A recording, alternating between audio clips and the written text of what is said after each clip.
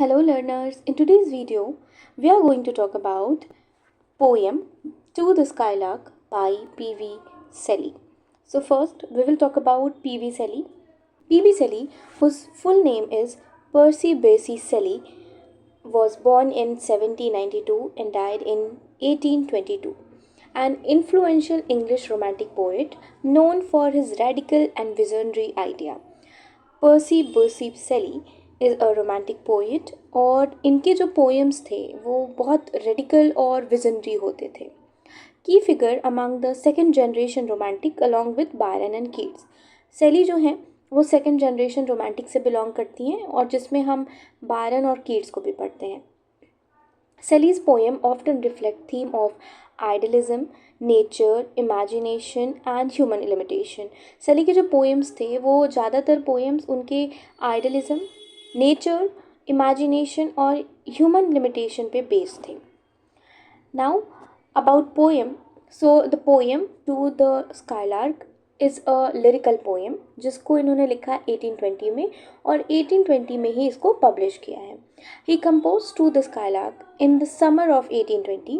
It is said to have been inspired by observing a real skylark while he was staying near Leghorn, Livorno in Italy with his wife Mary Shelley.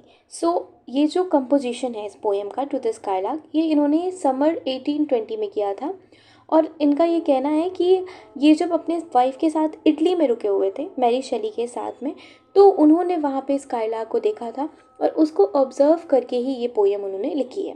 So this poem has 105 lines means 20 stanzas. Sally skylarks become a symbol of unearthly beauty, pure joy and inspiration, free from human pain and imperfection. जो सेली का skylark है ये symbolize करता है अर्थ जो अनअर्थी beauty है मतलब जो अर्थ से बिलोंग नहीं करता ऐसी ब्यूटी के बारे में सिम्बलाइज़ करता है. प्योर जॉय को सिम्बलाइज़ करता है और इंस्पिरेशन को सिम्बलाइज़ करता है. ऐसी इंस्पिरेशन को जो कि ह्यूमन पेन से बहुत दूर है, जो ह्यूमन पेन से बहुत आज़ाद है और इम्परफेक्शन को ये इंस्पायर करता है. Now we will get the short explanation of this poem because the poem is very long. It has 105 lines. तो हम एक short explanation देखते हैं. In this poem, Shelley sees a skylark flying high in the sky and pouring out a joyful, spontaneous song. ये जो poem है इसमें सेली जो है वो स्काईलार्क को ऊपर हवा में उड़ते हुए देखते हैं बादलों में और वो जो स्काईलार्क है वो गाना गा रहा होता है जो कि बहुत जॉयफुल होता है, बहुत खुशी वाला गाना होता है.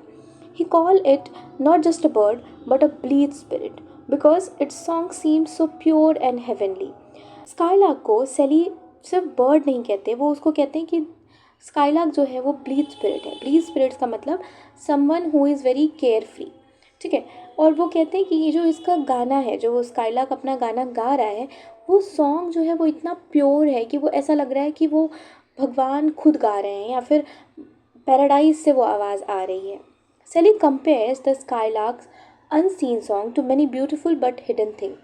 सेली जो है वो स्काईलार्क की जो गाना है जो वो स्काईलार्क जो गाना गा रहा है उसको कंपेयर करते हैं ऐसी चीज़ों से जो खूबसूरत हैं पर फिर भी वो छुपी हुई हैं. मतलब इंसान उनको ढूंढ नहीं पाया है और वो इतनी ज़्यादा खूबसूरत है. He also compare it to a glow, warm shining in the dark. मतलब ये जो गाना है स्काईलार्क का क्योंकि वो बहुत ऊंचाई पे उड़ रहा है तो वो सबको नहीं दिख रहा पर उसका गाना सब तक पहुंच रहा है. ठीक है. तो वो ऐसा ग्लो है जो डार्कनेस में चमक रहा है. A rose spreading fragrance through hidden by leaves.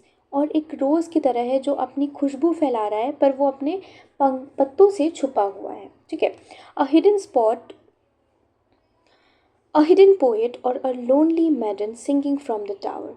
और कोई ऐसा कवि और कोई ऐसा संगीतकार जो कि छुपा हुआ है एक टावर पे और वो गाना गा रहा है. मतलब स्काईलार्क क्योंकि दिख नहीं रहा किसी को पर उसकी आवाज़ जो है वो सब तक पहुंच रही है, उसका जो मधुर संगीत है वो सब तक पहुंच रहा है. तो उस चीज़ को कंपेयर कर रहे हैं शैली कि कैसे उसकी आवाज़ जो है वो एक ग्लो की तरह, एक रोज़ की तरह, एक हिडन पोइट की तरह सब तक पहुँच रही है पर वो दिखाई किसी को नहीं दे रहा. Through these images, Shelley shows how the Skylark songs touches the world without being seen, symbolizing pure, perfect inspiration. ये जो इमेज है स्काईलार्क की जो सेली क्रिएट कर रहे हैं, इससे वो ये बता रहे हैं कि कैसे स्काईलार्क का जो सॉन्ग है वो पूरी दुनिया में सुनाई दे रहा है, पर वो दिखाई नहीं दे रहा, स्काईलार्क दिखाई नहीं दे रहा। तो ये चीज़ सिम्बलाइज कर रही है कि कैसे वो चीज़ जो एकदम प्योर होती है, परफेक्ट होती है, वो लोगों को दिखाई नहीं देती, पर उसको महसूस कर सकते हैं वो। Then Sally reflects on human life. Human emotion can be never be as happy because even our joy is mixed with sorrow. फिर सेली जो है वो ह्यूमन लाइफ की बात करते हैं। ही टॉक अबाउट कि कैसे ह्यूमन लाइफ जो है, ह्यूमन का जो इमोशन है, जो हैप्पी इमोशन है ह्यूमन का, वो एक्चुअली में कभी प्योर नहीं होता, वो कंप्लीट नहीं होता, क्योंकि उस हैप्पीनेस के साथ भी ह्यूमन का जो सॉरो इमोशन होता है वो भी उसके साथ मिक्स्ड होता है। मतलब इंसान कभी भी पूरा खुश नहीं होता, वो हमेशा दुखी होता है, और उस दुखी होने के साथ साथ कभी कभी वो खुश हो जाता है। तो दोनों का मिक्सअप होता है ह्यूमन का emotion. Our best songs often come from sadness and pain. और जो हमारा अच्छा संगीत होता है वो अक्सर सैडनेस और पेन से ही हम तक आता है। मतलब कभी भी हमारी जो खुशी के गीत हैं वो कभी भी इतने इमोशनल नहीं होते जितना हम सैडनेस और पेन को, जितना अच्छा गाना हम बना सकते हैं। Finally, Sally pleaded with the Skylark to teach him its secret of perfect happiness. और फाइनली सली जो है वो स्काईलार्क को कहते हैं, उससे रिक्वेस्ट करते हैं कि उसका जो सीक्रेट है हैप्पीनेस का वो उनको समझा दे, ताकि वो भी उसकी तरह एक ब्लीड स्पिरिट बन जाए और वो अपना गाना गाए। Okay, now there are some important point about this poem. First point is it is not merely about birds, it is about pure artistic inspiration. ये जो पोएम है ये सिर्फ बर्ड के बारे में नहीं है, ये बात करता है एक आर्टिस्टिक इंस्पिरेशन की, कि कैसे जो आर्टिस्ट होते हैं वो किसी भी चीज़ से इंस्पायर हो जाते हैं। लाइक सेली जो है वो एक बर्ड से इंस्पायर होके वो आपको ये बता रहे हैं कि कैसे ह्यूमन इमोशन, हैप्पीनेस और सैडनेस का मिक्सचर होता है, और कैसे स्काईलार्क जो है वो हमें इंस्पायर कर रहा है एक ब्लीड स्पिरिट बनने के लिए। Then second point is Shelley skylark is an ideal, it is a spirit beyond human reach. Shelley का जो स्काईलार्क है वो एक ऐसा आइडल है, एक ऐसी चीज़ है, एक ऐसा स्पिरिट है जो कि ह्यूमन वहाँ तक नहीं पहुँच सकता। बिकॉज ह्यूमन जो है वो चारों तरफ से बंधा हुआ है, ठीक है, वो चारों तरफ से इंडस्ट्रियलाइजेशन, एट्रैक्शन की वजह से बंधा हुआ है, और वो उस स्पिरिट तक नहीं पहुंच सकता जहाँ तक स्काईलार्क पहुंच चुका है, क्योंकि वो इन सब से ऊपर उठ के वो हैप्पीनेस को टच कर चुका है, वो मिल चुका है हैप्पीनेस से। तो अब वो इन लोगों के रीच के बाहर है। The poem shows as a meditation on why human joy is always tinged with sorrow. और ये जो पोएम है ये दिखाता है कि कैसे ह्यूमन का जो जॉय होता है वो हमेशा एक सॉरो के साथ मिक्स्ड होता है। Shelley's romantic believe in nature as a teacher and source of truth.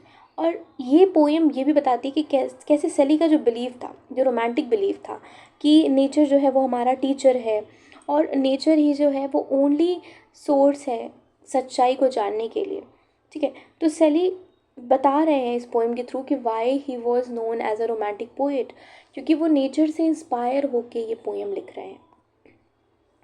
Then if we talk about the theme of this poem, तो थीम है ideal beauty and inspiration. Of course ideal beauty हो skylark, क्योंकि skylark को वो एक idol beauty बता रहे हैं कि नेचर जो है वो कितना इंस्पायरिंग है।